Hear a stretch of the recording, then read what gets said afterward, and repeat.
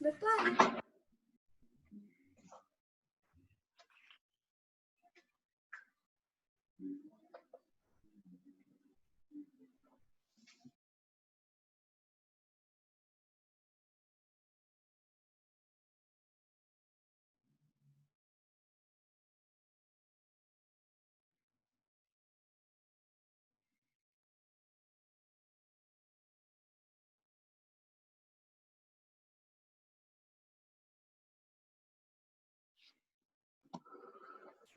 Bueno, buenas tardes a todos, todas, todes. Este, Vamos a arrancar con el tercer encuentro del curso de tratamiento que estamos haciendo desde Fundación Soberanía Sanitaria. No sé si alguien, estoy viendo muchas caras que ya son habitués del curso este, pero para quien se sume ahora, bienvenido o bienvenida también. Estaba viendo que somos más o menos la misma cantidad que los primeros encuentros, así que algo bien está saliendo en este curso, así que estamos contentos desde la Fundación por seguir haciendo esto. Hoy les cuento que para el encuentro de hoy vamos a estar trabajando uno de los puntos que ya un poco trabajamos tanto en el primero como en el segundo encuentro, que tiene que ver con el tratamiento de plasma de convaleciente, que bueno, ya lo estuvimos discutiendo en el primer encuentro con Mario Robert, en el segundo encuentro con Pedro Kahn, en donde obviamente, bueno, se trata de un tratamiento experimental, como todos los tratamientos que se están viendo de coronavirus, para la enfermedad por coronavirus, que bueno, es uno de los tantos que está en estudio, digamos, porque todavía no hay nada comprobado a nivel farmacológico de ninguna terapéutica. Hoy vamos a verlo más desde el punto de vista clínico, de alguien que lo ve diariamente desde adentro del hospital, que es Federico Gorini, que está conectado ahora con nosotros. Él es hematólogo del Hospital de Berazategui, que un poco nos va a contar cómo se viene viviendo la experiencia desde los hospitales, los efectores, cómo se viene trabajando también el protocolo que se está implementando en la provincia de Buenos Aires, y bueno, desde la visión clínica, cuál es la perspectiva que se tiene, cuál es la experiencia que se va viendo, cuál es la experiencia cotidiana que hay al respecto. Así que bienvenido, Federico. Nada, está adelante como para que arranques. Bueno, ¿qué tal? ¿Cómo les va a todos? Los saludo. Son muchas caras, no sé si alguno alguna vez fue alumno mío, pero si fue alumno mío los saludo de nuevo y qué lindo encontrarse acá. Sí, el tema del plasma de convalecientes, como bien decía Fede también, esto se trata básicamente de un protocolo que es experimental con evidencias en otras enfermedades y que la idea fue ver si podía dar alguna solución al tema. Igual durante la charla voy a hacer algunas acotaciones en lo que respecta a qué es investigación y a qué es terapéutica, ¿no? ¿Qué vamos a considerar terapéutica y qué vamos a considerar investigación dentro de esto? Vamos a arrancar con este Power. Ahí estamos. ¿Lo están viendo todos? ¿Se está viendo, Fede? Haceme señas, sí. Ah, listo. Perfecto. Bueno, ¿cómo vamos a hacer? Vamos a arrancar. Primero, para cualquier duda que tengan, si alguno quiere, me puede contactar por acá. No hay ningún problema en Instagram. Me mandan mensajes. No soy un personaje famoso, así que los contesto. No tengo problema. Plasma de convalecientes en COVID-19. ¿Qué es lo que hemos visto hasta acá? Lo primero que tenemos que hacer es clasificarlos en los estadios clínicos, ¿no? Tenemos el grupo más leve, que es el asintomático, o acá dice oligosintomático, ¿sí? O el presintomático. Son pacientes en los cuales probablemente nunca, o sea, excepto por el plan detectar o por un contacto estrecho al cual se ha realizado el hisopado, va a ser difícil tener algún diagnóstico al respecto, ¿sí? Entonces, vamos a clasificarlo rápidamente a mí me gusta mucho la clasificación que hace la Fundación Jiménez Díaz, que lo divide en leve, moderado, crítico y mortalmente crítico, ¿sí? ¿Por qué dividirlo de esta forma? Porque primero les voy a dar un panorama rapidito de cuál sería la terapéutica al respecto. ¿Qué es lo que tenemos hoy por hoy?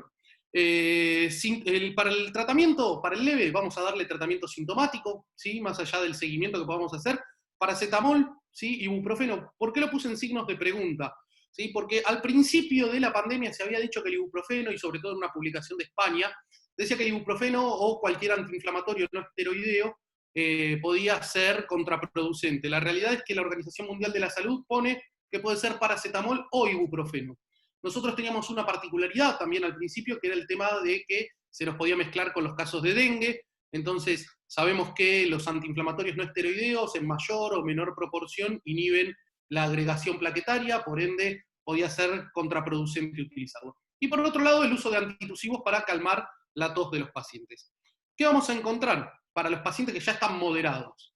¿Sí? Vamos a encontrar que tenemos medicamentos que no tienen ensayos, ¿sí? No tienen datos concretos de seguridad ni eficacia, como es el caso de la ivermectina. La ivermectina demostró en cultivos in vitro ser un inhibidor de la proliferación. No tenemos ningún dato al respecto. Después tenemos ensayos clínicos que han demostrado eficacia, perdón, han demostrado seguridad, pero no han demostrado eficacia, aunque la eficacia no es concluyente al momento. ¿Y qué tenemos acá? La vitamina D, ¿sí? Que sabemos que es segura, y el plasma de convalecientes. Ahora, ¿qué pasa cuando entramos en la etapa en la cual ya los pacientes están críticos? Para los pacientes críticos vamos a encontrar que tenemos disponible dexametasona, ¿sí? Con el estudio Recovery y el estudio del Reino Unido, en el cual eran más o menos unos 2.104 pacientes, encontraron que tenía un gran beneficio pura y exclusivamente en los pacientes que estaban respirados con una reducción de riesgo relativo que llegaba al 33%. El remdesivir, lo mismo, ¿sí? Un estudio un poco más chico, pero lo mismo, y algo un poquitito controvertido el tema del remdesivir. La realidad es que demostró acortar en 4 días el periodo de síntomas de los pacientes, y decía que también tenía una reducción de riesgo relativo que llegaba al 33%. Y acá puse el Avifavir en color rojo, ¿sí? Porque podrán saber que la República de Rusia suele hacer fármacos, pero no suele dar reportes, o por lo menos no lo suele hacer en revistas indexadas. Ellos dicen que tienen una eficacia del 65 al 70% en el tratamiento de reducción de mortalidad. Ahora, no hay ningún artículo publicado y lo están vendiendo, o sea, están tratando de venderlo, y tienen el Avifavir no es muy distinto del Favipiravir, ¿sí? Y ahora tienen otro que se llama Coronavir, ¿sí? Que sería una segunda generación de esto. La realidad es que no podemos acceder, y los pocos artículos que hay publicados al respecto del Avifavir están en ruso, ¿sí? Ellos tienen su propio sistema de publicaciones, se manejan para Rusia, y una contestación que tuve de un ruso fue: a nosotros no nos interesa publicar, tenemos 600 millones de personas de las que preocuparnos, básicamente. Entonces, bueno, ahora sí, vamos a entrar en el tema del plasma de convalecientes. Lo primero que surge es allá por 1885, van a ver la figura de Pasteur. ¿Por qué pongo a Pasteur acá? Porque es el primero en hacer un tratamiento de inmunidad pasiva. Después vamos a explicar qué se trata de inmunidad pasiva, pero ¿qué es lo que hace? Trata a un chico, ¿sí? Que hasta 1940 se quedó trabajando en el Instituto Pasteur como portero del instituto, como agradecimiento a que Pasteur le había salvado la vida. El chico había empezado con síntomas de rabia, y lo que hizo Pasteur, porque todos piensan que fue la vacuna antirrábica que ensayó, no. Lo que ensayó en ese momento fue la gamaglobulina antirrábica. Lo que hizo fue utilizar suero que tenía anticuerpos, y dárselo a este chico durante 10 días, lo aplicó. Y logró que la sintomatología de la rabia y los primeros síntomas que había empezado a tener ese chico desaparecieran. Allá por 1919 se le entrega el premio Nobel a Jules Bordet. ¿Quién es Jules Bordet? Era un médico belga que lo que hace es tratar con suero de gente recuperada de lo que se llamó gripe española, ¿sí? Empieza a tratar gente que estaba con síntomas y logra una recuperación muy alta de esos pacientes. Pero principalmente, ¿qué es lo que explica Jules Bordet? Explica cómo funcionaba y qué era la inmunidad pasiva. Nuevamente, llegamos a 1963, hubo algunas experiencias entre medio, ¿sí? En 1963 se desata una epidemia de sarampión, y se vuelve a retomar el tema del plasma de convalecientes. Bueno, hay otras experiencias, tenemos a fines de los 70, pero no lo puse acá porque es una cosa bastante distinta a lo de Maiztegui, ¿sí? Pero también trabaja con plasma de convalecientes, y lo que en realidad hacía Maiztegui era probar el suero de los convalecientes, que en realidad no eran convalecientes pura y exclusivamente, sino que eran personas que habían sido probadas con Candid-1, ¿sí? Y obtener ese suero, y a partir de ese suero que estaba recontracargado, generar una gamma globulina, ¿sí? Filtrada y purificada, y aplicársela a los pacientes que estaban padeciendo en ese momento la enfermedad conocida como mal de los rastrojos o fiebre hemorrágica argentina. Bueno, sigue pasando esta historia y llegamos al 2003, donde se desata la primera epidemia causada por un coronavirus, que, como lo llamamos, SARS, porque era un síndrome agudo respiratorio sistémico, entonces, respiratorio severo, perdón. Entonces, SARS. ¿Qué pasó? Se probó el plasma de convalecientes con un muy buen resultado.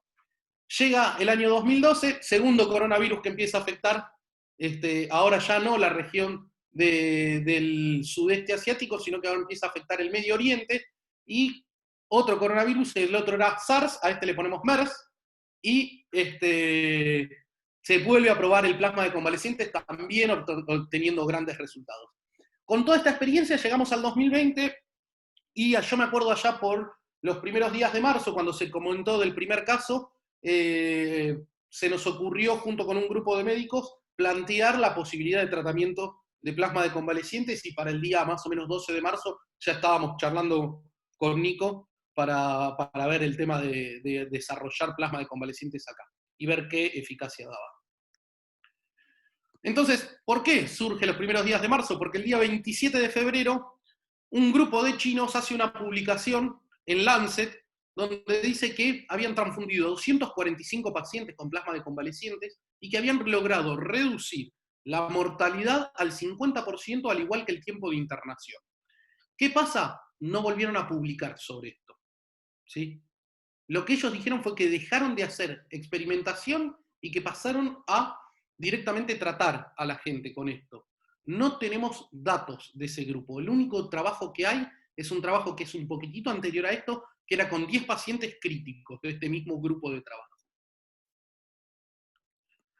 A su vez, en los Estados Unidos, los primeros días de mayo aparece, tercera semana de abril, aparece esto, que la FDA autoriza el uso compasivo, por así decirlo, ¿sí? O autoriza el uso de plasma de convalecientes en los Estados Unidos, le da uso terapéutico. ¿Y en qué se basa? En una publicación de 5 pacientes, que los tenemos acá, en los cuales habían recibido plasma de convalecientes y habían visto que todos los parámetros habían mejorado en el término de 72 horas como máximo. ¿Por qué lo autorizan? Porque encuentran una relación de lo que se llama temporal causal.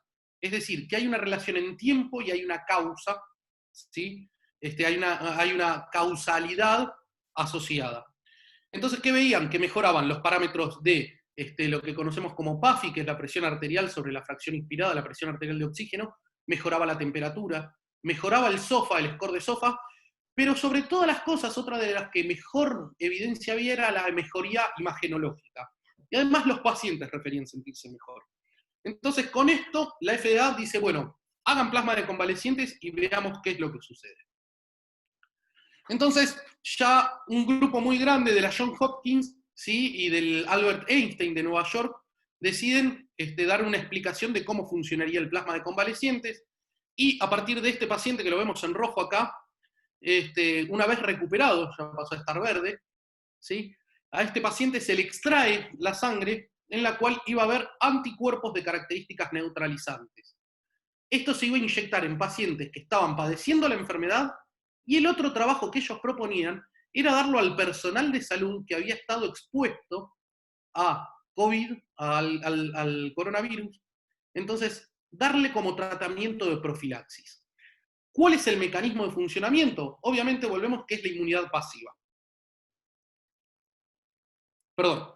¿Cómo se recolecta esto? Esto tenemos dos formas de recolectarlo. Uno por flebotomía tradicional, ¿sí? Es decir, como un donante de sangre común y corriente, y otra es mediante plasmaferesis. ¿Qué es lo que nos interesa? ¿Por qué vamos a recolectar nada más que el plasma? Porque en el plasma vamos a encontrar los anticuerpos que especialmente deberían ser neutralizantes. Al principio se creía que había un solo tipo de anticuerpos neutralizantes. Hace más o menos unas 3 semanas Alemania publicó que había encontrado 28 anticuerpos neutralizantes diferentes, con capacidad neutralizante sobre el virus, y después de un análisis un poquitito más profundo de 4.000 muestras, encontraron que había más de 400 tipos de anticuerpos neutralizantes. Así que después vamos a charlar el porqué del plasma y no de una gamma globulina concentrada. Entonces, como les dije, tenemos dos opciones, plasmaféresis o flebotomía, ¿sí? ¿Cuáles son las diferencias que encontramos entre uno y otro? En realidad, lo primero que sucede con la plasmaféresis es que uno tiene 3 a 4 unidades terapéuticas se generan luego de un paciente. Mediante una flebotomía lo que se pueden conseguir son 2 en el término de una semana. Pero tenemos que ver la realidad a la cual nos enfrentamos. La disponibilidad de plasmaféresis, si alguno no sabe qué es plasmaféresis, me pregunta y yo les cuento, o se los hago rapidito ahora, es más o menos la plasmaféresis es conectarse como un lavarropas que lo que hace es pasar la sangre, filtrarla, separar el suero y la sangre devolverla, ¿sí? Tenemos, entonces, la disponibilidad de plasmaféresis es baja, no hay en todas las unidades hospitalarias la posibilidad de obtener recuperados, o sea, obtener unidades transfusionales de pacientes recuperados con plasmaféresis. Sin embargo, la flebotomía es una cosa sumamente sencilla de hacer y es de fácil acceso, y está disponible en todos los hospitales que tengan una unidad de hemoterapia. Ahora, respecto de riesgos, ¿la plasmaféresis es completamente inocua? No, hay riesgos, sobre todo se puede provocar hipocalcemia, ¿sí? Después de cierta cantidad de veces que ha donado el paciente, mientras que por flebotomía las complicaciones son casi nulas, ¿sí? La tolerancia en la plasmaféresis, ¿sí? Los pacientes, hay muchos que no pueden terminar de donar, ¿sí? Están 1 hora y cuarto o 1 hora y media conectados al lavarropas ¿sí? Mientras que la flebotomía es un tiempo de nada más que 15 minutos. Los costos, ¿sí? Los costos principalmente, ¿sí? Son de 20.000 pesos por kit de plasmaféresis, mientras que para la flebotomía es nada más que 2.000 pesos si obtenemos 2 unidades del paciente, ¿sí? ¿Qué es lo que estoy haciendo? Simplemente mantengo el costo, pongo acá el costo que es el costo variable, porque el costo fijo, que es el de serologías y demás, es el mismo y es constante para los dos grupos, ¿sí? Finalmente, ¿qué obtenemos de plasmaféresis o de flebotomía? Un producto secundario. Básicamente de la plasmaféresis no obtenemos productos secundarios, mientras que de la flebotomía sí vamos a obtener que es una unidad de glóbulos rojos. Bien, van a ver acá arriba, y ahora sí vamos a arrancar con el tema directo de plasma de convalecientes, ¿sí? Una publicación, ¿sí? De la Mayo Clinic que habla de 20.000 pacientes hospitalizados que fueron transfundidos con plasma. Lo más importante que arrojó esto es un trabajo, porque era un trabajo de una sola rama, ¿sí? No tiene comparación, no era ciego el estudio, no tiene una rama de comparación. Entonces, lo que ellos se dedicaron a ver era cuál era la seguridad de esto. Entonces, acá van a ver que yo puse una serie de, o sea, vamos a ver 4 ítems, que el primero es el mecanismo de acción, el segundo la eficacia, el tercero la seguridad y por cuarto y último la conveniencia. Este es el mecanismo por el cual hacemos selección de una terapéutica a un paciente, ¿sí? Lo primero que vamos a evaluar es cuál es el mecanismo de acción que tiene, ¿sí? Después vamos a ver cuál es la eficacia, y esto es, acá empieza la selección real del medicamento. Después, qué seguridad tiene y por último la conveniencia. Entonces, ¿cuál es el mecanismo de acción? Es inmunidad pasiva. ¿Qué es la inmunidad pasiva? Es tomar anticuerpos, ¿sí? Que se han obtenido de otra persona, ¿sí? Obtener esos anticuerpos de otra persona y dárselos a la persona que está padeciendo la enfermedad. ¿Por qué no es activa? Porque no la genera el propio cuerpo, ¿sí? ¿Qué eficacia tiene esto? No tiene eficacia demostrada, ¿sí? Hasta ahora no tenemos eficacia. Vamos a ver que hay algunos reportes de eficacia, pero no tenemos eficacia demostrada. Hay más de 140 estudios, algunos ya están cerrados. Este estudio de 20.000 pacientes va a aparecer ahora va a estar publicado alrededor del 15 de agosto, va a estar el report final, que ellos aseguran que van a charlar de mortalidad, ¿sí? Pero tenemos reportes algunos bastante más interesantes que son, si bien son de pocos pacientes, no dejan de ser interesantes. Respecto a seguridad, demostraron que era seguro. En 20.000 transfusiones encontraron 11 riesgos, o sea, 11 patologías, o sea, perdón, 11 efectos adversos. ¿Sí? Que ahora después vamos a ver cuáles son esos efectos adversos y por qué se pueden ser graves, no pueden ser graves. Y la conveniencia es que tiene un costo bajo. ¿Sí? ¿Por qué? Porque si realmente aceleraba el periodo, o acortaba, mejor dicho, el periodo de internación, ¿sí? El costo es muchísimo más bajo de una unidad de plasmaféresis que un día de cama en cualquier lugar. Y acá hay algo importante. Hay que tener en cuenta que en Estados Unidos las donaciones de plasma son pagas. Es decir, la gente que va a donar sangre se le paga a la gente. ¿Sí? Entonces, cuando decía que había reportes, ¿qué objetivos demostró? Los principales objetivos que demostraron fue que negativizó la PCR en el término de 72 horas. Había mejoría sintomática, ¿sí? Los pacientes que habían recibido plasma de convalecientes, acá arriba van a ver que está etiquetada la publicación, ¿sí?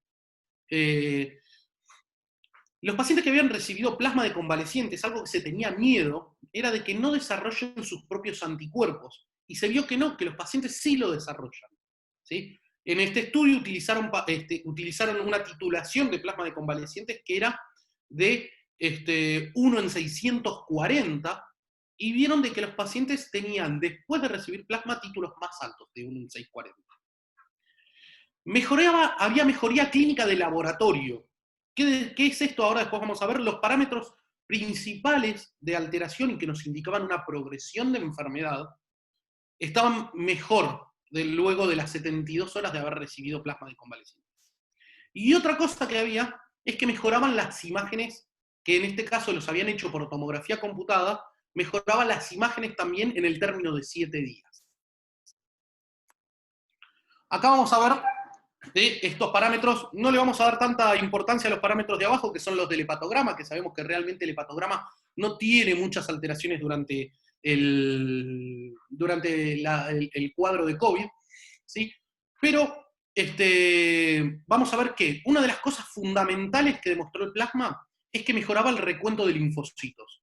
La linfopenia es un factor de progresión de enfermedad. Nos indica que si el paciente se pone linfopénico, va a progresar la enfermedad de formas más críticas. Otra de las cosas es que mejoraba la saturación de oxígeno. ¿Sí? Y esto era la mejoría, ¿sí?, que pasaba antes y después de recibir el plasma de convaleciente, ¿sí? La proteína C reactiva, que era lo que pasaba. Y la proteína C reactiva en la mayoría de los casos disminuía, ¿sí? Bueno, este trabajo se hizo con 39 pacientes nada más, ¿sí? Perdón, este trabajo es sobre 10 pacientes y ahora vamos a ver qué pasa con el de 39 pacientes. Acá está, ¿sí? Es otro grupo también de China. ¿Y qué es lo que dice a favor de los pacientes? Primero, lo que tiene a favor este estudio es que es un estudio de corte, ¿sí? Los anteriores son todos estudios retrospectivos o de corte, ¿sí? Este estudio de corte siguió a los pacientes. ¿Y qué es lo que vio? Que había una mejoría en el soporte de oxígeno. La mayoría de los pacientes al día 14 no necesitaba terapéutica de oxígeno cuando lo comparaban contra una rama que era tratamiento habitual o tratamiento de soporte. ¿Sí? Por más que sean 40 pacientes, tengámoslo un poquito en cuenta. ¿Qué tiene en contra esto? Bien, principalmente que son 39 pacientes nada más los que recibieron tratamiento. No habían sido aleatoriamente randomizados, es decir, que ellos decidieron en qué rama entraban.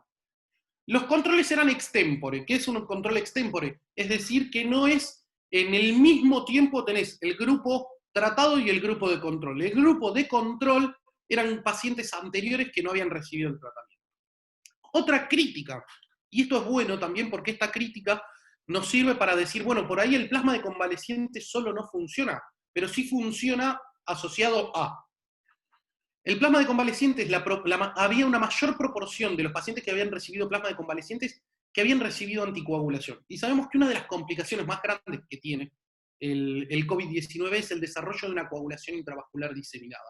como consecuencia final de un CIRS. ¿Sí?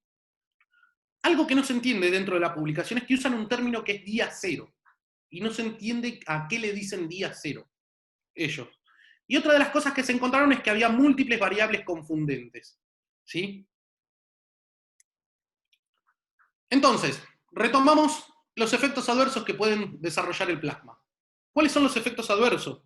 Principalmente, el más temido de todos es el trali. ¿Sí? Que ahora vamos a hacer una comparación. ¿Qué es el trali? El trali es una injuria pulmonar inducida por la transfusión o provocada por la transfusión. Estos son los criterios de diagnóstico de trali. Es sumamente raro, ¿sí? Yo en 14 años de hematólogo vi nada más que 2 trali, ¿sí? Y con plasma de convalecientes hasta ahora no he visto nada, y en 20.000 reportaron nada más que 3 casos de trali, ellos. Así que podríamos decir que el riesgo de efectos adversos serios no hay, ¿sí?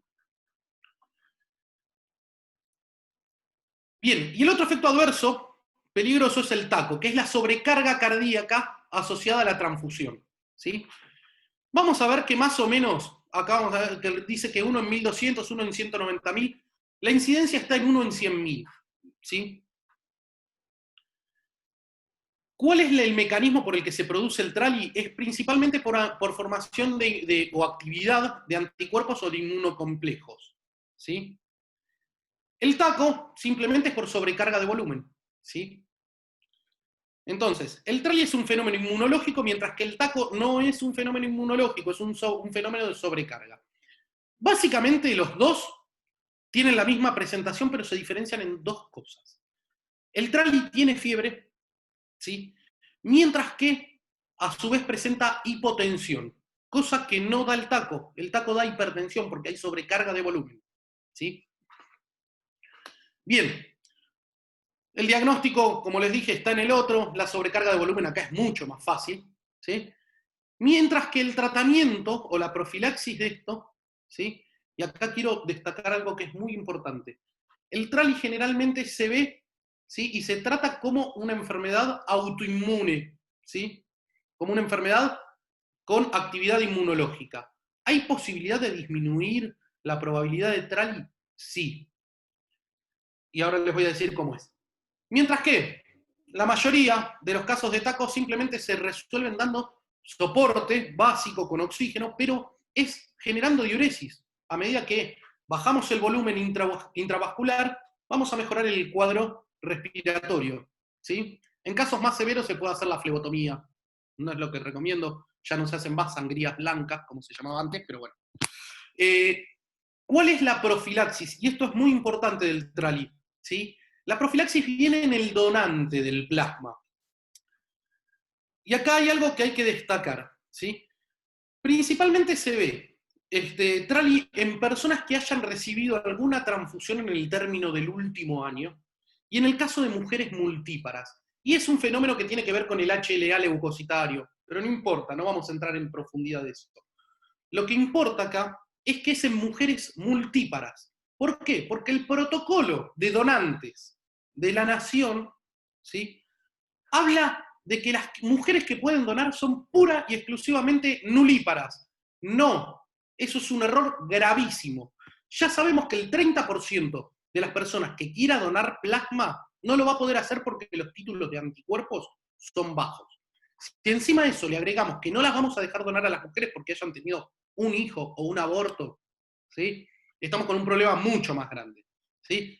Estos reportes y de las dificultades que podía presentar la donación de plasma se hizo ya por el mes de fines de marzo, lo hace un francés y habla de esto. Y justamente habla del riesgo de trali y habla de que el trali lo generan pura y exclusivamente las personas que habían recibido transfusiones en el término del último año, ¿sí? O las mujeres que eran multíparas, y consideraba multíparas a más de 3 hijos, o más de 3 gestas, mejor dicho.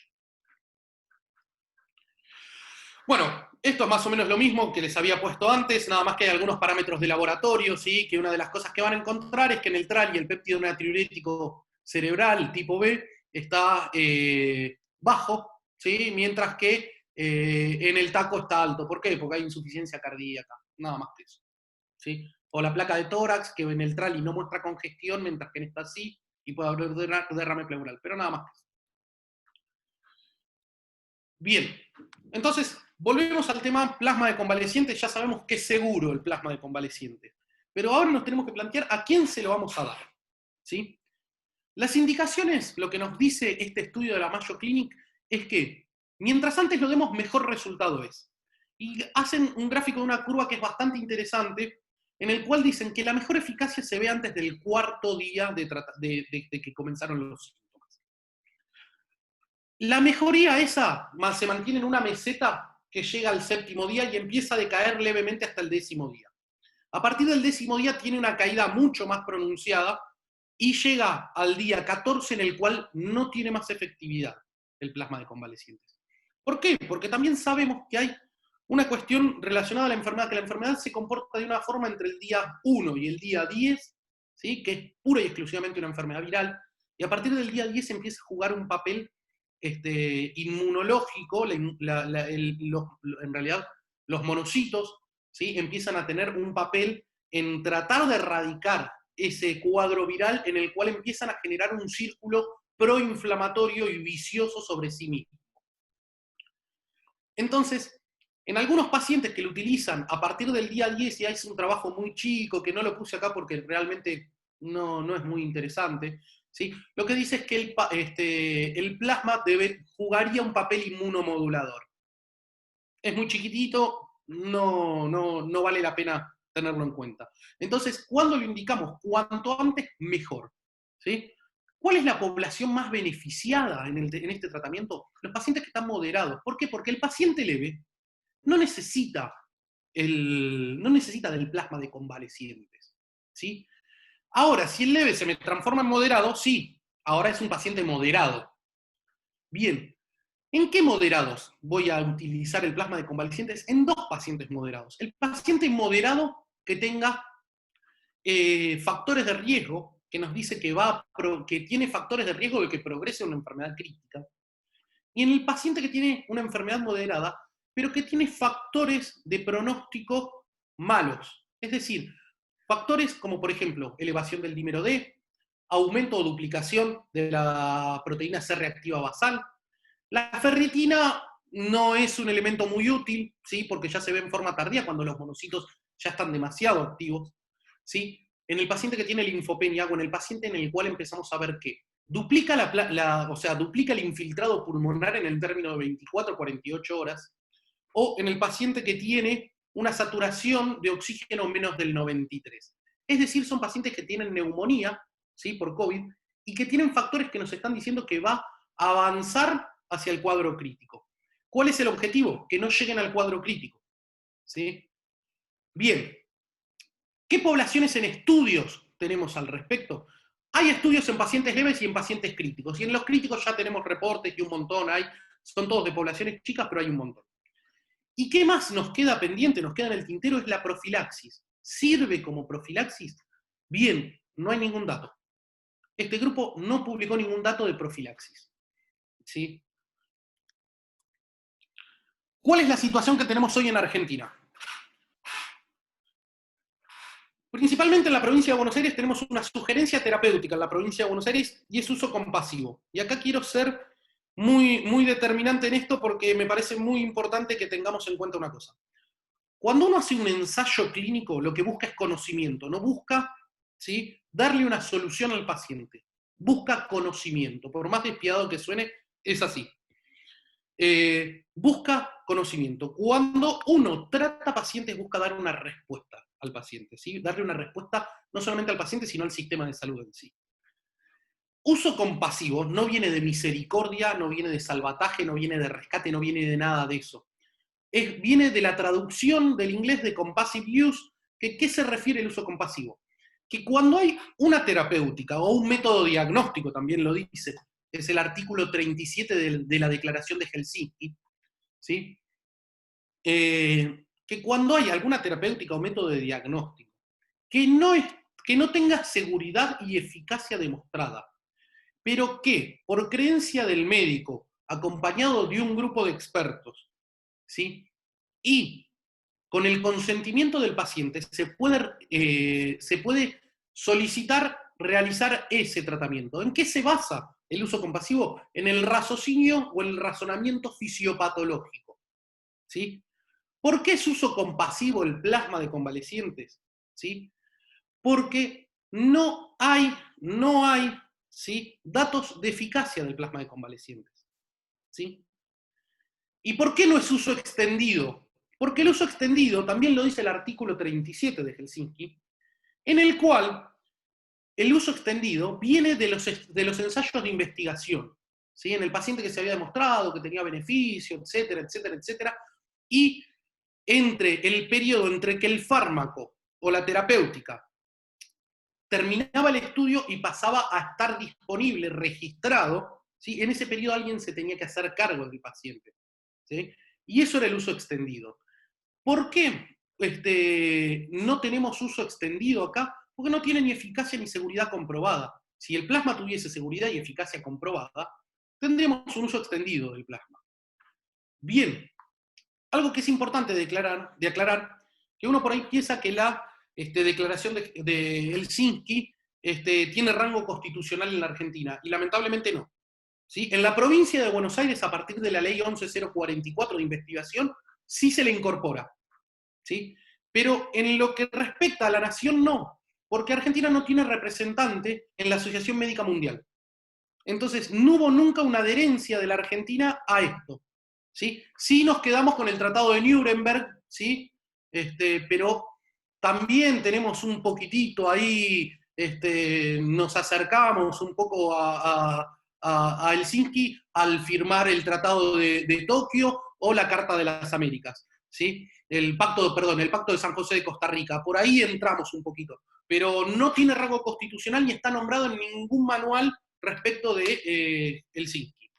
Entonces, en la provincia de Buenos Aires se decidió realizar un uso compasivo. ¿Por qué? Porque la realidad es que ya estábamos bastante tarde en la posibilidad de investigar y había que dar una respuesta a la gente. ¿Sí? Entonces se decidió hacer plasma para tratar, ¿sí? Y después, mediante un chequeo y un estudio retrospectivo, ver qué resultado daba. Es eso lo que estamos planteando ahora para tratar de resolverlo. Ensayo clínico nacional. Y esto, la verdad que a mí me da un poquitito de vergüenza porque también ha retrasado, ¿sí? La posibilidad de realizar plasma, porque largaban comentarios, cuando no tenían ni idea de nada, largaban comentarios como diciendo vamos a hacer fase 1-2 de plasma de convalecientes. Fase 1, voluntarios sanos. Le vamos a dar plasma de convaleciente a un voluntario sano. ¿Sí? Peligrosísimo. Ensayo clínico nacional, 5 centros, ¿sí? Todos adentro de la ciudad de Buenos Aires, o en el AMBA. O sea, la República Argentina se termina en la General Paz. Bien el término federal, ¿no? Y ahora dice uso extendido. No hay uso extendido, vuelvo a insistir. No tiene seguridad y eficacia. Entonces, o le ponemos la nomenclatura que corresponde y a la cual se hace una armonización sobre la base de las buenas prácticas clínicas, o le damos el nombre que queremos a esto. ¿Sí? ¿Qué hay de reportes reales y que tengamos sinceros, ¿no?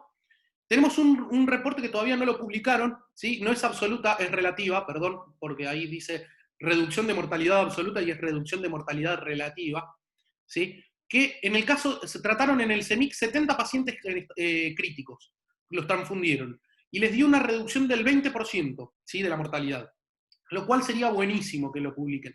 Y también lo que dicen ellos es, lo tenemos que usar antes del día 14 y preferentemente antes de que el paciente entre a la terapia intensiva. ¿Qué otros estudios tenemos hoy por hoy dando vueltas?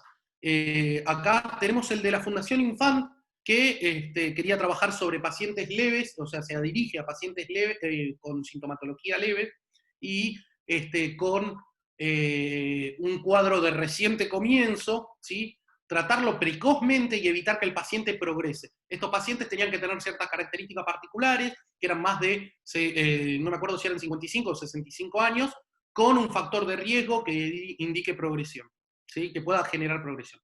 Tenemos otros que son los del Hospital Italiano de Buenos Aires, tenemos el del Hospital Alemán, tenemos el del Hospital de Clínicas también, y en la Ciudad de Buenos Aires algunos hospitales decidieron, como la Ciudad de Buenos Aires ni se gestionó el tema de plasma de convalecientes, ni siquiera lo tomaron para definir qué se iba a hacer, en el territorio de la Cava.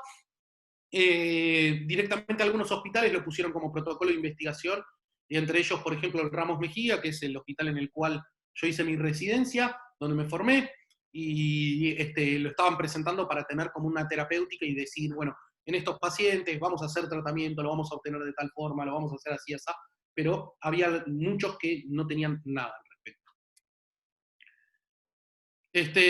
Antes de las preguntas, porque ya me dijeron que íbamos a ir respondiendo por acá, los agradecimientos es que nosotros, es este grupo de personas, ¿sí? Somos, allá por los primeros días de marzo, como decía, empezamos a trabajar sobre el tema de plasma de convalecientes, y habíamos armado un grupo colaborativo que, bueno, van a encontrar personas, acá falta uno, que es Víctor Romanowski, que es un virólogo muy reconocido mundialmente, pero bueno, agradecerles a todos ellos. Y agradecerles a ustedes por bancarse este plomazo de charla, sobre todo después de Pedro Can, que lo tuvieron la semana pasada y se tuvieron que bancar a este plomo.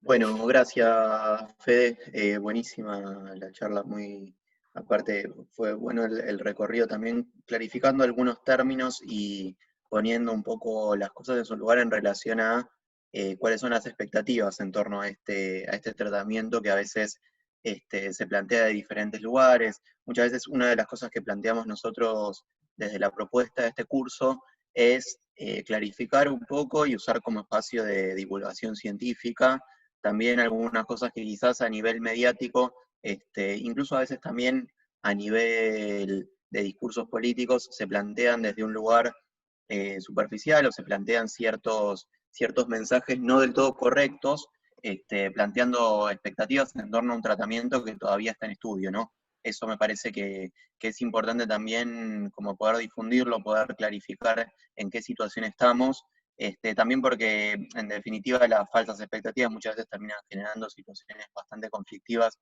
en muchos lugares, en donde se han visto que muchos reclamos de familiares y que reclaman por pasar plasma a algún familiar internado y que quizás esa persona esté fuera esa institución esté fuera del protocolo, no sepa cómo aplicarlo, no cumpla las características, y eso también está bueno como poder trabajarlo, y un poco la idea de este curso era también plantearlo desde ese lugar. Yo les cuento, bueno, somos como 90 personas acá escuchándote, digo, como para que sientas esa presión de a todo lo que nos estás explicando cosas. También, bueno, mandan saludos de diferentes lugares, mucho de la región AMBA de por acá, Loma de Zamora, Matanza, Hospital Álvarez de Capital, estaba viendo. Y como para arrancar un poquito con la parte de las preguntas, digamos, y de las cuestiones que están consultando, les recuerdo a todos, los que quieran plantear preguntas, las plantean abiertamente en el chat y las vamos leyendo y levantando de ahí, para que sea ordenado. Yo voy seleccionando algunas que me parecieron interesantes. Por ejemplo, Lidia Fine pregunta en el chat, si un paciente que recibe plasma luego puede llegar a ser donante. Digamos, ahí me parece que es algo interesante. También algo comentaste en la presentación, pero quizás como para desarrollar un poquito más sobre cómo es la producción de anticuerpos en esta población, ¿no? Sí, Lidia, mirá, la persona que recibe una transfusión no puede volver a ser donante.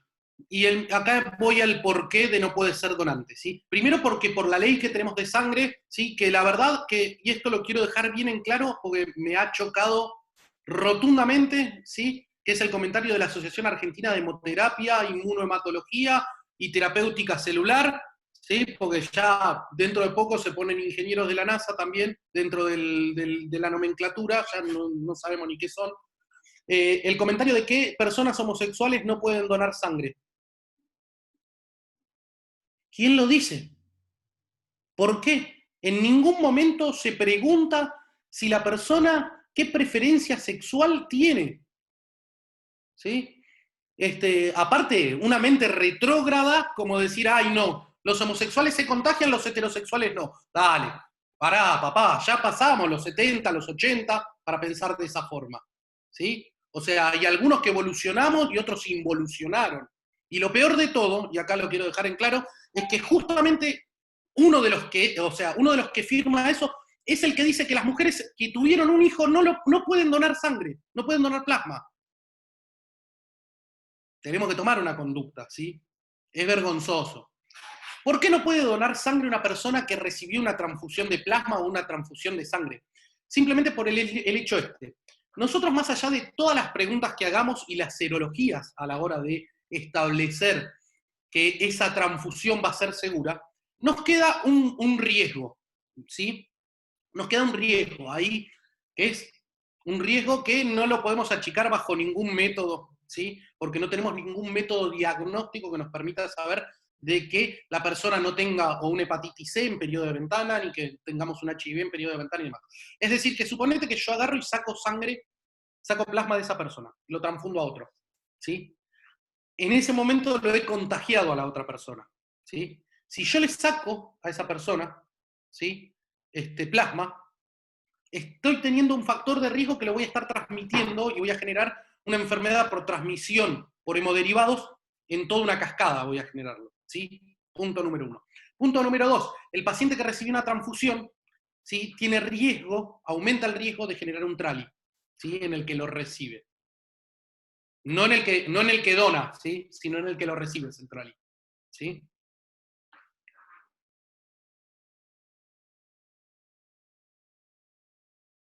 Está silenciado, Fede. Estaba muteado, perdón. Bien, sigo seleccionando algunas de las preguntas. Eh, Acá hay una pregunta, en realidad quisiera saber por qué no le piden a todos los pacientes que donen plasma cuando les dan el alta. No es más fácil que andar pidiendo donantes. Ahí me parece que, digo, anexado a esta pregunta particular, también es interesante que existe un tiempo, ¿no? Si no, yo estoy mal informado acerca del tiempo de producción de anticuerpos, que no siempre, no es inmediato, digamos, no es que se dé el alta e inmediatamente se puede llegar a donar, más allá de la cuestión que lo señalan también en el chat de que es un acto voluntario, ¿no? La donación. Pero si querés contar un poquito acerca de cómo es esto de cuánto tiempo hay que esperar después del criterio de alta, digamos, y eso. A ver, para que tengamos rápido una idea. En el momento que empiezan los síntomas es porque tenemos IgM. ¿Sí? La IgM va a llegar al pico al día séptimo y va a empezar a caer. ¿Sí? El pico de IgG se consigue al día 21, ¿sí? 21-28, ¿sí? Alrededor del día 7, del día 12, vamos a ponerlo, ¿sí? Se cruzan la IgG que viene en ascenso y la IgM que viene en descenso, ¿sí? Entonces, alrededor tenemos que, el paciente para tener el alta necesita unos 14 días para pasar la enfermedad, a la hora se está diciendo que pueden ser 10 días para el que es leve, ¿sí? Pero pongámosle 14 para redondearlo y dejarlo bien en términos de semana. Bien, a partir de ahí tenemos que dar un tiempo por el cual nosotros seguimos eliminando virus, ¿sí? No tenemos enfermedad, pero seguimos eliminando, y principalmente por materia fecal se ha visto, ¿sí? Que es el tema. Pero, ¿qué es lo que tenemos que dar? Le tenemos que dar cierto tiempo de reposo y permitir al cuerpo que siga fabricando esos anticuerpos. El día 14 sale del hospital y no lo podemos enchufar a la maquinita, ¿sí? ¿Por qué? Porque el primero y principal no vamos a tener el pico de anticuerpos, ¿sí? De IgG. Entonces estamos perdiendo la posibilidad de pincharlo de una sola vez y tener buena cantidad de anticuerpos. Entonces, ¿cuál es el planteo? Es que una vez de finalizado el cuadro sintomático, desde que finalizaron los síntomas, en un principio se planteaba 21 días y se vio que hay algunos pacientes que, si bien son una minoridad, no es lo, o sea, persistían con algunas PCRs o persistían eliminando virus. Entonces se dio el plazo de 28 días. ¿Por qué? Porque el 99,9% no es que tiene un número así al azar, sino que es 99,9% de las personas al día 28 de ausencia sintomática no tienen más virus. Hay una proporción muy pequeña que no tiene la capacidad de desarrollar anticuerpos y persiste todavía el cuadro viral, ¿sí? Es el caso de Dybala, por ejemplo, ¿sí? Y después, ¿por qué? Sí, obviamente es un acto voluntario, ¿sí? Fundamental que sea voluntario, pero acá hay algo que es muy importante y a tener en cuenta. ¿Quién es la persona que consigue que el donante, o sea, o que el recuperado vaya a donar? No es una llamada telefónica, ¿sí? No es la propia voluntad de la persona, ¿sí? Porque las voluntades cada vez son más chicas, ¿sí? Los que más consiguen que el recuperado vaya a donar son los enfermeros, ¿sí? Y es un trabajo que se hizo en Francia. ¿Por qué? Porque el enfermero es el que lo acompañó durante todo el periodo de enfermedad. ¿Mm? Entonces, es como la referencia de cuál es el cuidado para la persona, ¿sí? En Francia utilizaron un montón de sistemas y no les daba mucho resultado. Cuando vieron que los enfermeros que le decían a los pacientes, che, ¿por qué no venís a donar plasma? Bueno, dale. Sí, pues se lo pedía a la persona que lo cuidó, la persona que lo ayudó a pasar esos 14 días en un estado de miedo, en un estado de todo, ¿sí? Porque la realidad es que yo no pasé por COVID, ahí veo que hay alguien que sí pasó, pero uno debería estar asustado, ¿sí? Entonces, la persona que lo ayudó a pasar todo ese tiempo era el que realmente lo incentivaba a que vaya a donar sangre, a donar el plasma. No así los médicos, ¿sí? ¿Por qué? Porque es verdad, yo soy médico, más allá de la especialidad que hago, que laburo con todo cáncer, somos bastante mucho más fríos que los enfermeros a la hora de atender a la gente, ¿sí? Tenemos menos contacto, menos roce con el paciente. Yo ahí me adelanto un par de preguntas y recupero una que estaban consultando un poquito más abajo, que lo preguntaba Lorena Higiano, que un poco vinculado a esto de las campañas masivas de fomentar la donación, digamos que se hacen, proyectos de ley, incluso leyes que se votaron, los cartelitos que siempre salen en conferencia de prensa de Donaplasma, y ahí yo agregaría algo que también a mí me pareció, me llamó la atención porque un poco camina en el borde, que es un municipio que empezó a plantear cierto subsidio a quienes vayan a donar sangre. Eso fue una noticia que circuló. ¿Qué opinás digamos, de estas campañas masivas? La pregunta textual, así no malinterpreto, es ¿qué opinas de las campañas del sector público que invita a donar plasma? En el mensaje, el enfoque es que podría salvar vidas, ¿no? Eso sería una de las cosas. No sé si tienes algún comentario sobre esto. Ahí está. Sí, estoy completamente a favor que se proponga el donar plasma, ¿sí? Me parece un acto altruista, un acto que debemos, o sea, se debe fomentar, ¿sí? Así sea hoy por hoy una terapéutica experimental, pero que genera mucha esperanza en la gente. Cuando la frase dice la fe mueve montañas, sí, sí, sí, es así. ¿Sí? Por ahí se curan de fe nomás con esto. Y el plasma les hizo bien. ¿Y qué le voy a decir? ¿Viste? No le puedo sacar de la cabeza de que no sé si te hizo bien o no te hizo bien. Pero también tenemos que ser, a veces ponernos en postura crítica. Si el paciente venía mal, ¿sí? Le dimos plasma y en el término de 72 horas el paciente mejoró, vos decís, che, pará, hay una asociación, ¿sí?, temporal y causal de esto. ¿Sí? Acá no se trata de ver cómo está el... No, no, no. La cuestión es que el paciente se sienta un poquito mejor. ¿Sí? Entonces, que fomenten la donación de plasma es excelente, ¿sí? Lo veo bárbaro. Que les digan que les van a pagar por donar plasma me parece completamente errado.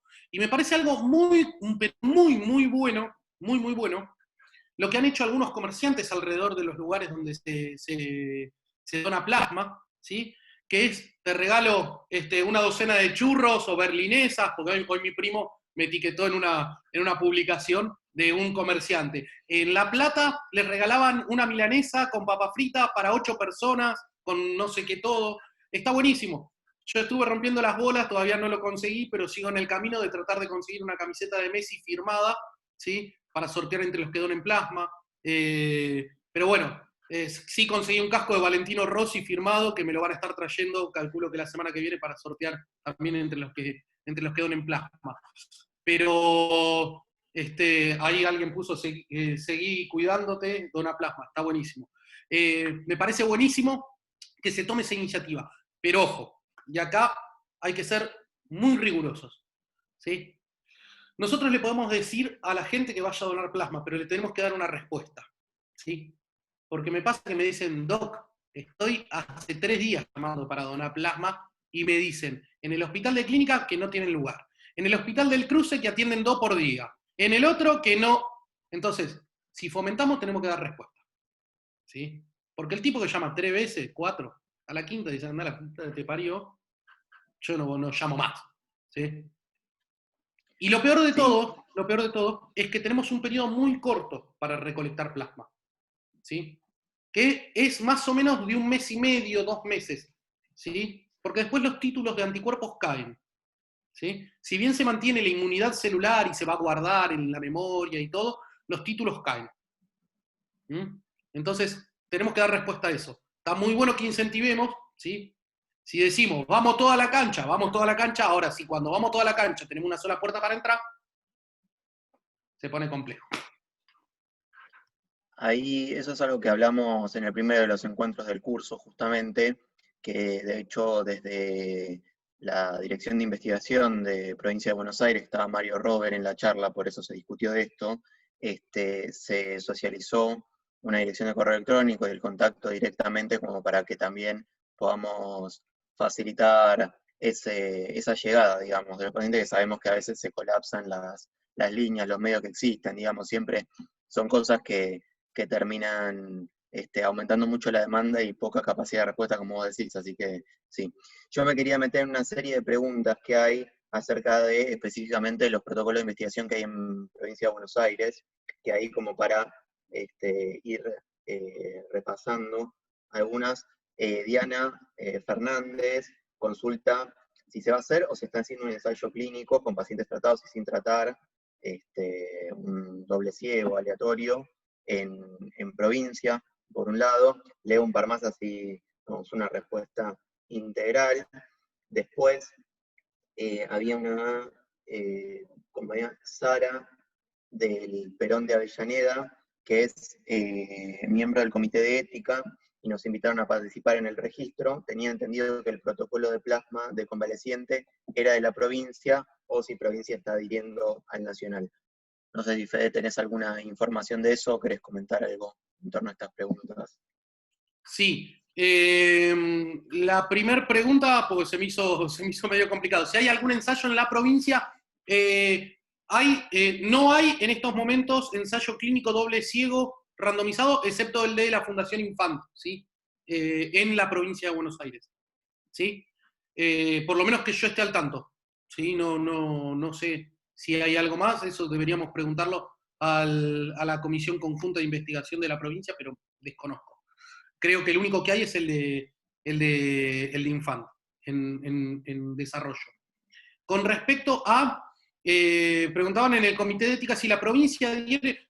No, la provincia no adhiere al protocolo o al ensayo clínico nacional, ¿sí? El ensayo clínico nacional lo determinó Daniel Fontana con, yo lo podría hacer mucho más claro, pero no quiero ser medio despectivo. La realidad es que el ensayo clínico nacional era guita, ¿sí? Que venía del MD Anderson de los Estados Unidos. Cuando Laura Bober se baja del protocolo, ¿sí? ¿Y ahora qué hacemos? No hay plata. Bueno, hacemos el ensayo clínico nacional, ¿sí? El ensayo clínico nacional, voy a insistir, 5 lugares y les dijeron, ustedes ingresen acá. Bárbaro, pero si vos me decís, yo estoy en el hospital de Quemú, no, Quemú, bueno, no, vamos a poner, en el hospital de Raleicó de La Pampa, ¿sí? Donde no tengo plasmaféresis, ¿sí? ¿Cómo hago yo para tratar a mis pacientes? Si vos me decís que lo tengo que hacer por plasmaféresis, en el ensayo clínico nacional. Entonces, al ser un país federal, y es buenísimo, ¿sí? Ya la batalla de Pavón quedó por allá, cada provincia decide qué es lo que hace. Y a mí me pareció excelente, ¿sí? Que más allá de la intención ya no era más momento de investigar, ¿sí? Porque el tema estaba ardiendo y había que dar una respuesta y un tratamiento. ¿Se puede dar resultados a partir de definir un uso compasivo y más? Sí, los franceses casi no hacen ensayos doble ciego, excepto los de la industria farmacéutica, y funcionan en base a registros, ¿sí?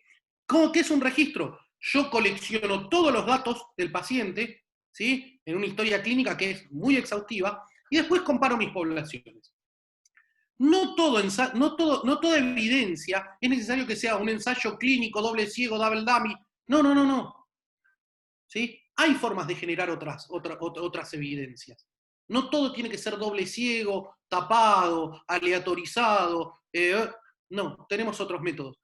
Obviamente que cuanto menos de esas cosas cumplamos, vamos a tener nivel de evidencia más bajo, ¿sí? Entonces, el objetivo, todo el mundo quiere llegar a un nivel de evidencia 1A. no me cabe duda, ¿sí? Ahora, ¿cómo hacemos 1A? Y 1A va a ser la vacuna de los chinos, que le metieron a 100 millones de personas la vacuna, ¿sí?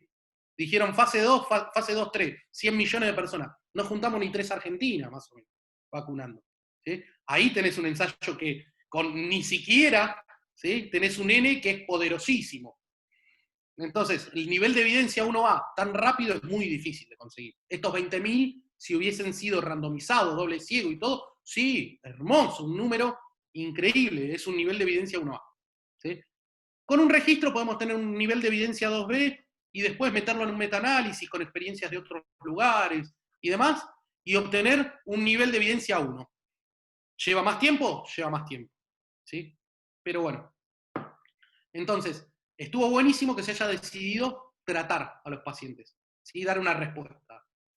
¿Por qué? Porque la responsabilidad del Ministerio de Salud no es a generar conocimiento. Sí, hay una parte del Ministerio que se dedica a eso, pero el Ministerio tiene una obligación para con los ciudadanos. ¿Sí? Entonces, si sabemos que esto, por lo menos, ¿sí? Y acá esto es fundamental, sabemos que no hace mal, ¿sí? No hace mal. ¿Eficacia tiene? No sabemos, pero sabemos que no hace mal. ¿Sí? Darle una aspirina a una persona sí puede llegar a hacer mal. Esto es más raro que haga mal. Entonces, podríamos decir que es menos peligroso que el agua bendita, si quieren. ¿Sí? Pero bueno, si darle esto no hace mal, ¿sí? ¿Por qué no usarlo? Entonces, yo tengo que darle una respuesta a la gente. Bueno, tomo la decisión de hago un tratamiento compasivo.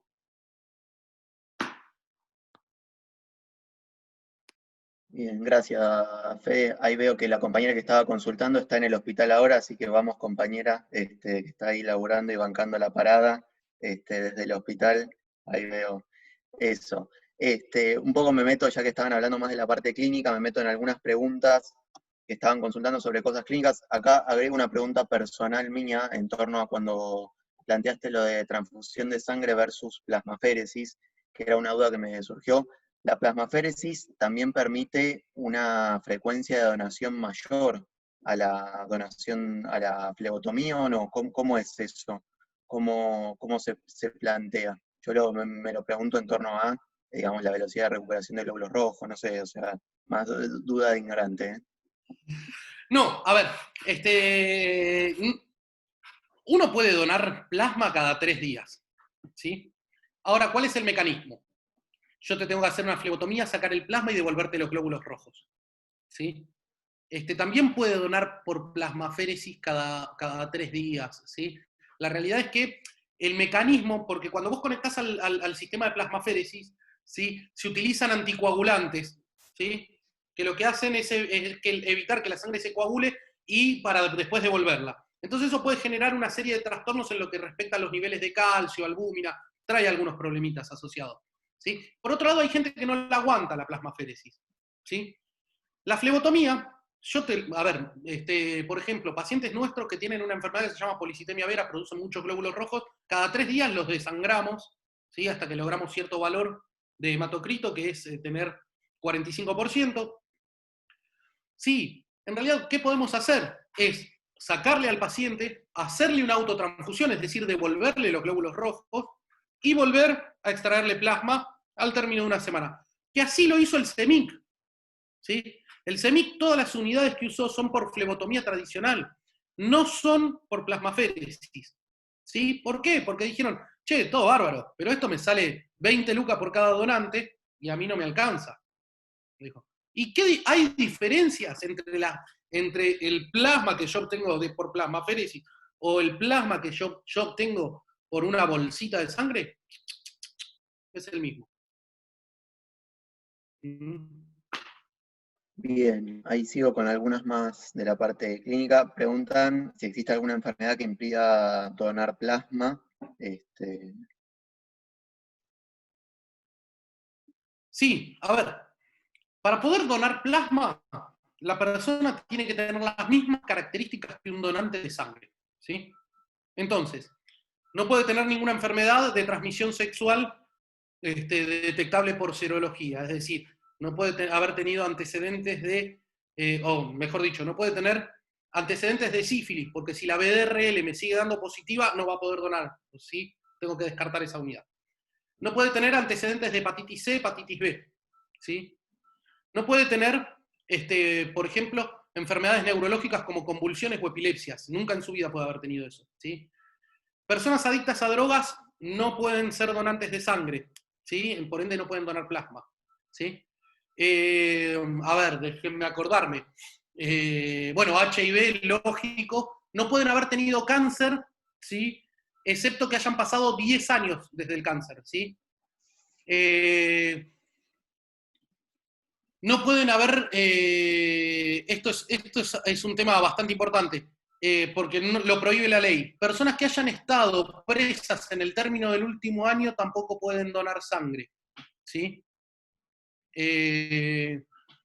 A ver, alguna otra cosa. Pacientes que hayan realizado alguna cirugía en el término del último año tampoco pueden ser donantes, ¿sí?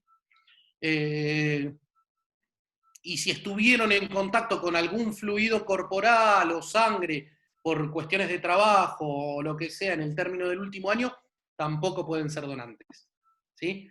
O sea, son todos los requisitos del donante de sangre y le agregamos una cosa que tiene que haber tenido COVID para donar plasma, ¿sí? Y la otra es que no tiene que haber recibido ninguna transfusión en el término del último año, si es varón o mujer, pueden ser cualquiera de los, o sea, ninguno tiene que haber recibido transfusiones, y en el caso de mujeres, no pueden haber tenido más de 3 gestas, ¿sí? En el último, no pueden haber tenido más de 3 gestas. Bien, Fede. Acá preguntaban también, perdón, se me estaba recorriendo el chat, si el plasma de convaleciente se da en una sola dosis o se puede dar en más de una dosis, digamos, cuando se está usando como tratamiento. Sí, a ver, yo les voy a contar cómo llegué al tema de cuánto era la dosis, porque uno dice, bueno, ¿cómo se hace para obtener una dosis de algo?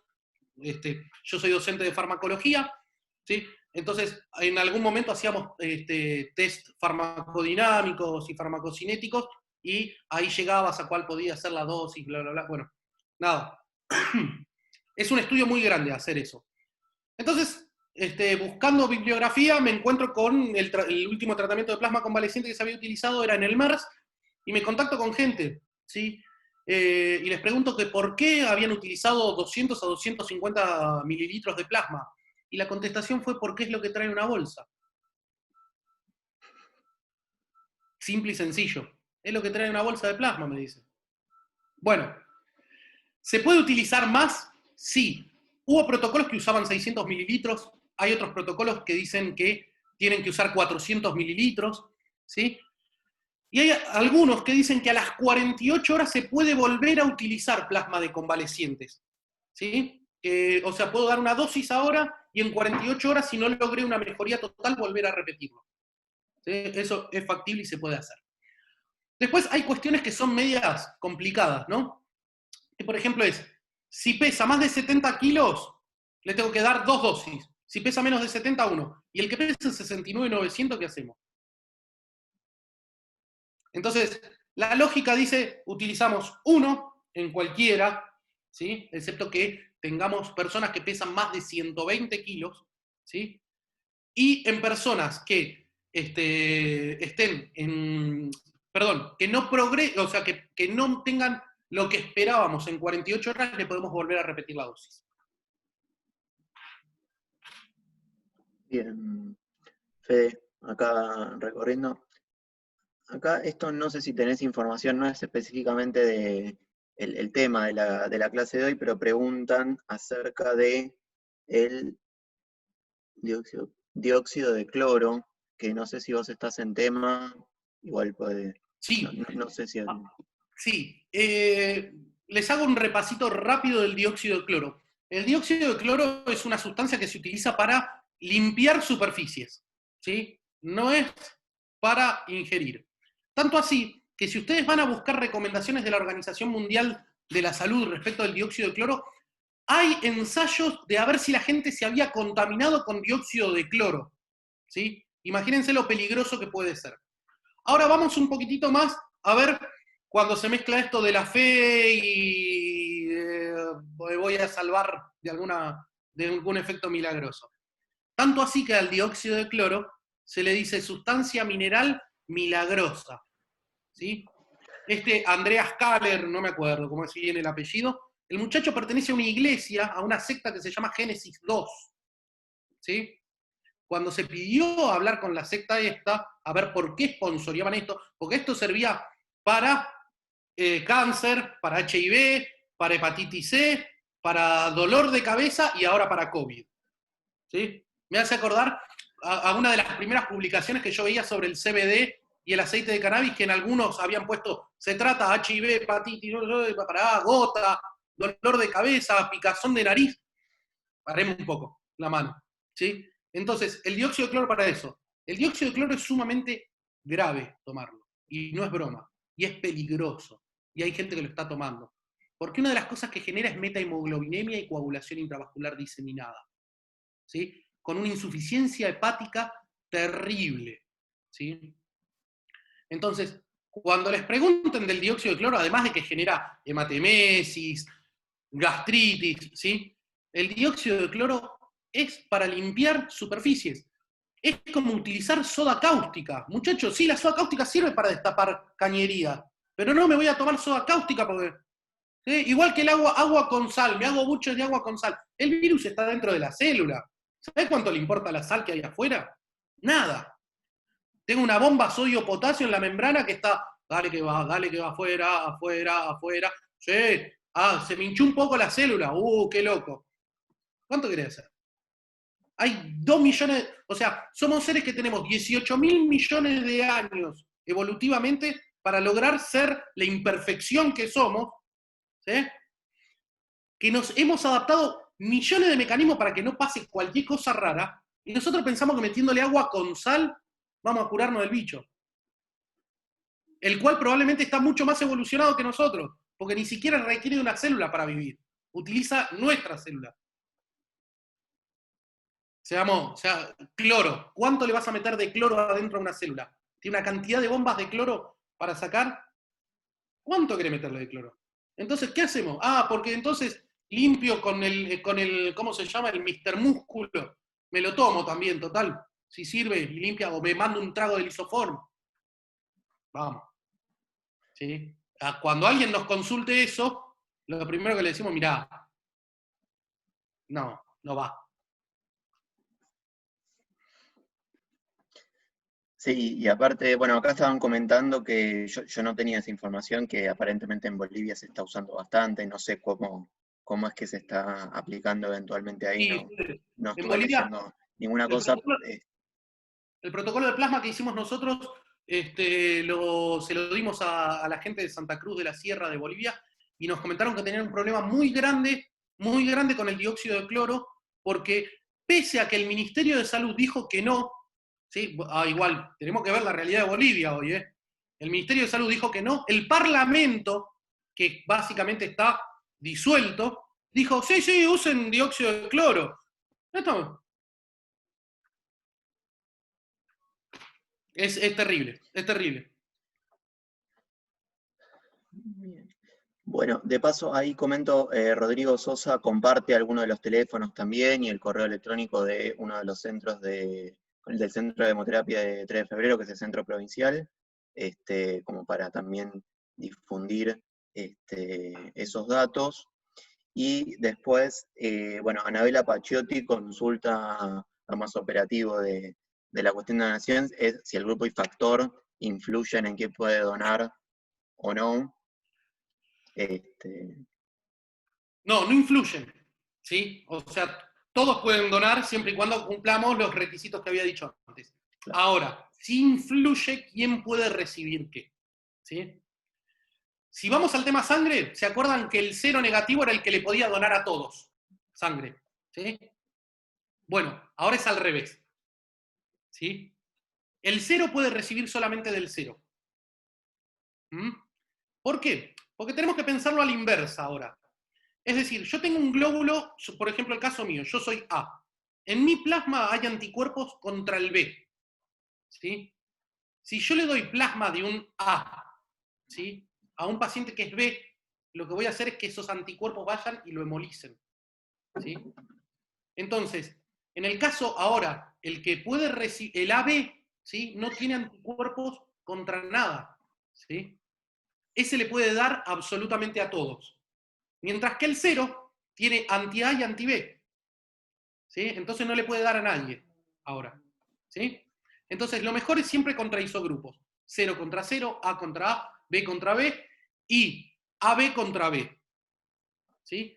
Y algo más importante también, que es interesante, no tiene tanta importancia si es positivo o negativo, por lo menos la primera vez, ¿sí? Después se pueden sensibilizar, como pasa en el caso de las embarazadas, sí, pero la primera vez no tendría tanta importancia el grupo positivo o negativo.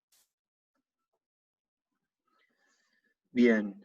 Bueno, mientras tanto, mientras un poco fuimos recorriendo todas las preguntas, mientras esperamos si hay alguna duda más que surja, si alguien tiene ganas de consultar algo más, no sé, Fede, si tienes ganas de conversar algún punto que te parezca que esté bueno charlar en este ratito, mientras esperamos alguna pregunta más, agregar alguna Eh, cosa. sí, había visto una pregunta por acá que estaba media suelta. Los anticuerpos duran poco tiempo, creo que ya lo había respondido, pero había una que alguien había preguntado que me había parecido muy, muy interesante. Se puede generar plasma de manera artificial. Bien, y acá quería hacer un comentario que está copado el tema. No, generar plasma de manera artificial no, ¿sí?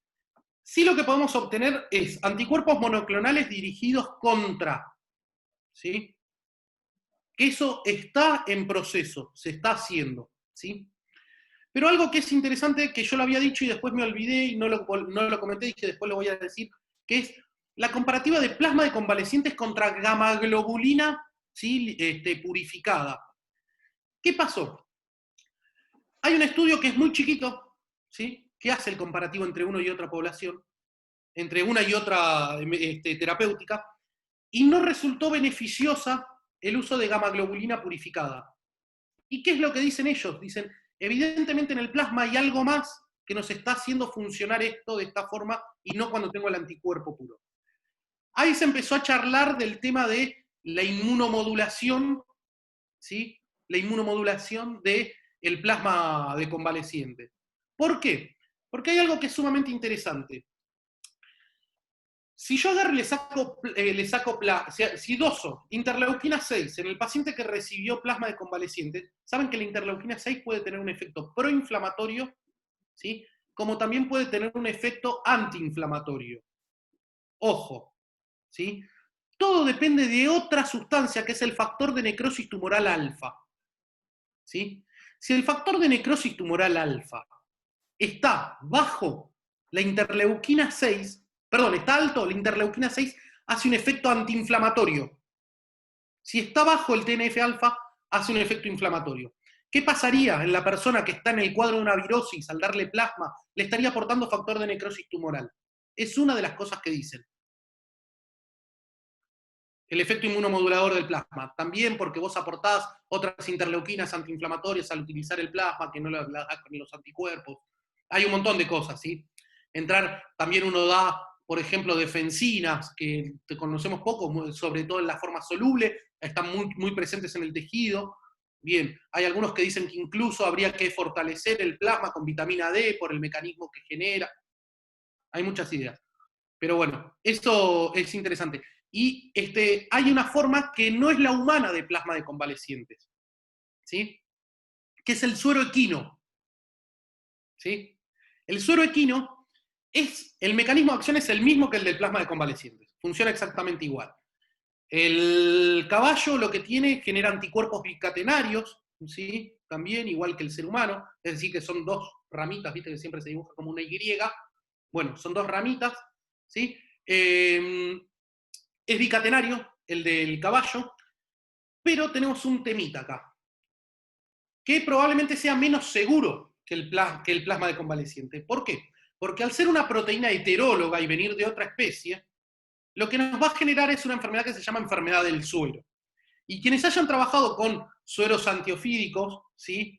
Para cascabel, coral o yarará, saben que la persona, ¿sí? Que reciba suero antiofídico, durante 28 días no puede comer nada que tenga ningún producto de origen animal. ¿Sí? ¿Por qué? Porque va a ser una reacción anafiláctica importante, que puede ser nada más que pique un poquito la piel y salgan unas ronchas, o puede terminar en un edema angioneurótico. Pero a su vez también lo que puede pasar es que, como, al igual que la penicilina, puede dar cualquiera de las 4 reacciones de hipersensibilidad, ¿sí? En forma temprana o tardía, en un tiempo distal, es decir, que me puede generar dentro de 20, 30 días una reacción por inmunocomplejo, ¿sí? Entonces, ¿es útil el suero equino? Probablemente lo sea, y está buenísimo porque pinchando un caballo obtenemos en la misma cantidad de plasma 500 veces más de anticuerpos que en el hombre, ¿sí? Además, el COVID del humano no lo afecta, no le genera enfermedad al caballo, entonces es buenísimo tener eso. Y acá viene una cosita que es importante. ¿Cómo lo utilizaríamos? Bárbaro, si no tenemos plasma, utilicemos suero equino. Utilicemos, estoy hablando a futuro, ¿sí? Ahora empieza la fase de experimentación en seres humanos, el suero equino. Ya, a ver, la toxina el antisuero que se utiliza para el síndrome urémico hemolítico viene de caballo, ¿sí? Y es útil. Los sueros antiofídicos vienen de caballo, son útiles. Antes la gamma globulina, antes de sintetizarse en laboratorio y hacerse por recombinación de ADN, ¿sí? Era de caballos también, ¿sí? Nada. A futuro, ¿sí? Cuando tengamos resultados y demás, y sabemos que no mate, ¿sí? Joya, bárbaro, utilizaremos eso. Y hay algo más importante, y esto, el otro día lo estuve charlando con gente del norte, que es el suero de camélidos, ¿sí? Llama, vicuña, ¿sí? ¿Por qué? Porque el suero de camélidos es monocatenario y no tiene la fracción FC, que nosotros sí tenemos. La fracción FC es la fracción constante del anticuerpo, ¿sí?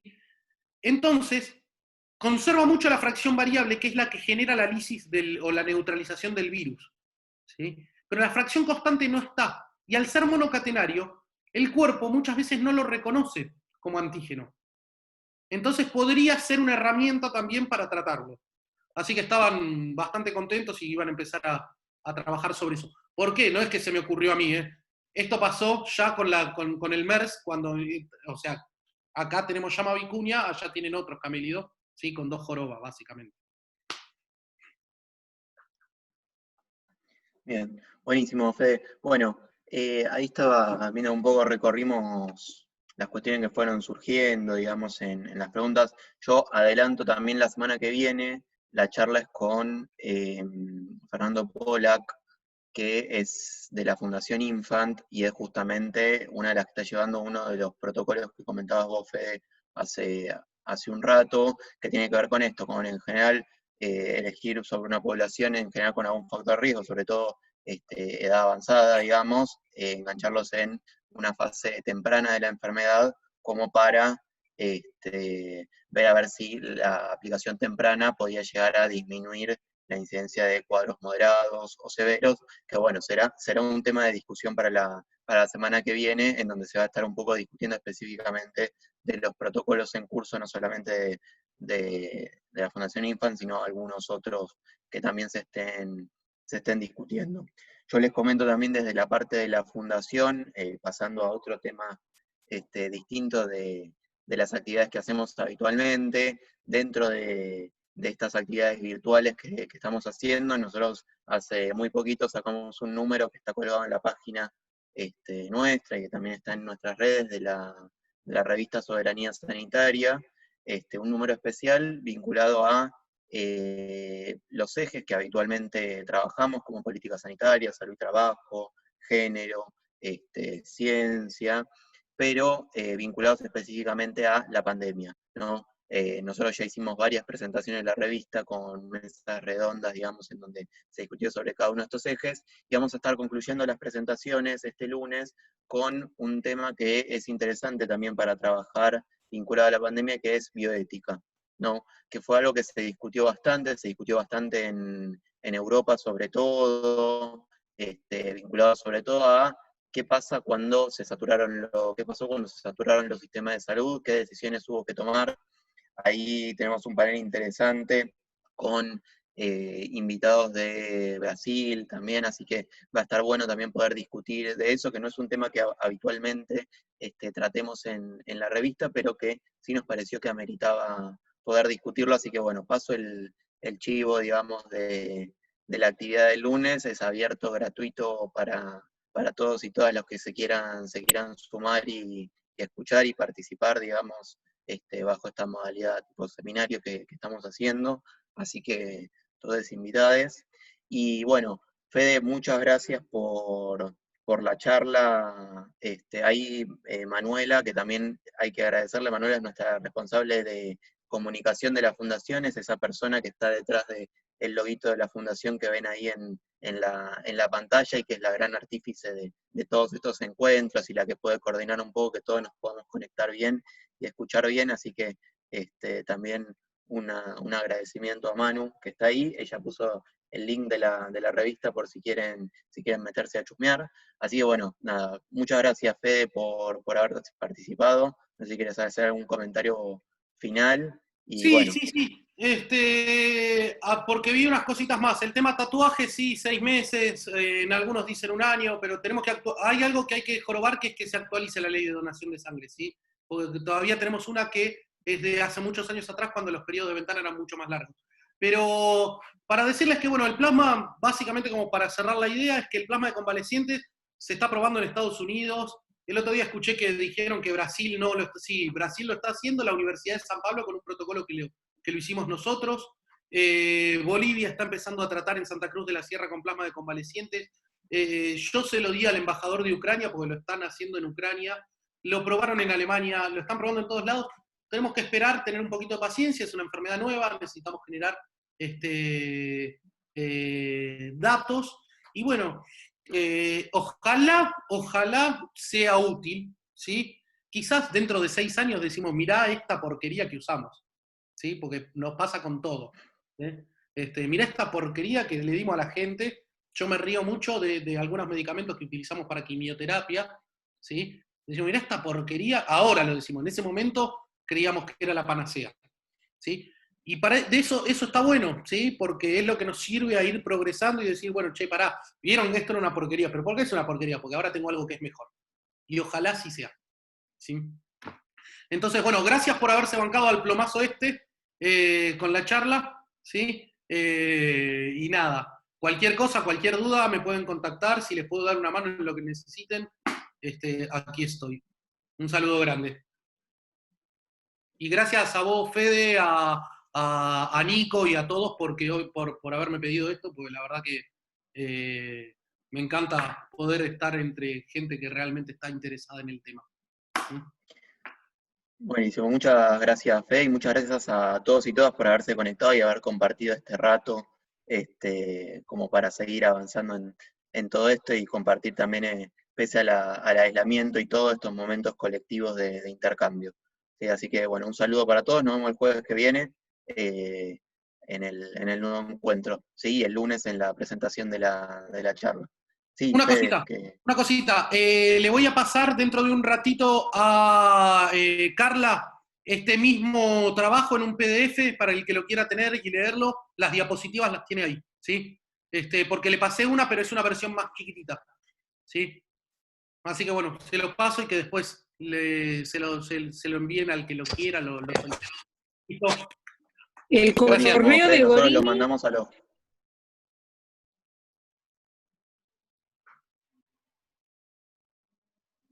Perdón. Nosotros lo mandamos a los correos que nos dejaron en la inscripción. ¿Sí? Dale, buenísimo.